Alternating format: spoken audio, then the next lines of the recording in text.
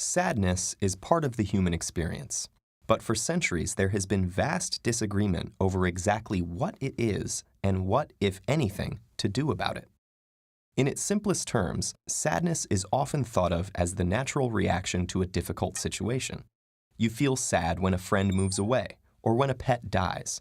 When a friend says, "I'm sad," you often respond by asking, "What happened?" But your assumption that sadness has an external cause outside the self is a relatively new idea. Ancient Greek doctors didn't view sadness that way. They believed it was a dark fluid inside the body. According to their humoral system, the human body and soul were controlled by 4 fluids, known as humors, and their balance directly influenced a person's health and temperament. Melancholia comes from melaina chole, the word for black bile, the humor believed to cause sadness. By changing your diet and through medical practices, you could bring your humors into balance. Even though we now know much more about the systems that govern the human body, these Greek ideas about sadness resonate with current views not on the sadness we all occasionally feel, but on clinical depression.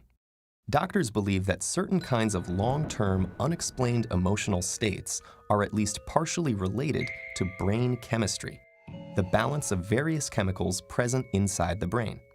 Like the Greek system, changing the balance of these chemicals can deeply alter how we respond to even extremely difficult circumstances.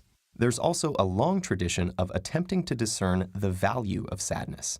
And in that discussion, you'll find a strong argument that sadness is not only an inevitable part of life, but an essential one. If you've never felt melancholy, you've missed out on part of what it means to be human. Many thinkers contend that melancholy is necessary in gaining wisdom. Robert Burton, born in 1577, spent his life studying the causes and experience of sadness. In his masterpiece, The Anatomy of Melancholy, Burton wrote, "He that increaseth wisdom, increaseth sorrow." The Romantic poets of the early 19th century believed melancholy allows us to more deeply understand other profound emotions like beauty and joy. To understand the sadness of the trees losing their leaves in the fall is to more fully understand the cycle of life that brings flowers in the spring. But wisdom and emotional intelligence seem pretty high on the hierarchy of needs. Does sadness have value on a more basic, tangible, maybe even evolutionary level? Scientists think that crying and feeling withdrawn is what originally helped our ancestors secure social bonds and helped them get the support they needed. Sadness, as opposed to anger or violence, was an expression of suffering that could immediately bring people closer to the suffering person, and this helped both the person and the larger community to thrive. Perhaps sadness helped generate the unity we needed to survive, but many have wondered whether the suffering felt by others is anything like the suffering we experience ourselves. The poet Emily Dickinson wrote, "I measure every grief I meet with narrow, probing eyes. I wonder if it weighs like mine, or has an easier size." And in the 20th century, medical anthropologists like Arthur Kleinman gathered evidence from the way people talk about pain to suggest that emotions aren't universal at all, and that culture, particularly the way we use language, can influence how we feel.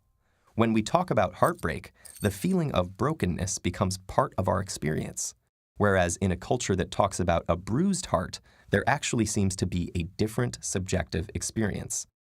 Some contemporary thinkers aren't interested in sadness's subjectivity versus universality, and would rather use technology to eliminate suffering in all its forms. David Pierce has suggested that genetic engineering and other contemporary processes can not only alter the way humans experience emotional and physical pain, but that world ecosystems ought to be redesigned so that animals don't suffer in the wild. He calls his project paradise engineering. But is there something sad about a world without sadness? Our cavemen ancestors and favorite poets might not want any part of such a paradise. In fact, the only things about sadness that seem universally agreed upon are that it has been felt by most people throughout time, and that for thousands of years, one of the best ways we have to deal with this difficult emotion is to articulate it, to try to express what feels inexpressible. In the words of Emily Dickinson, "Hope is the thing with feathers. that perches in the soul and sings the tune without the words and never stops at all.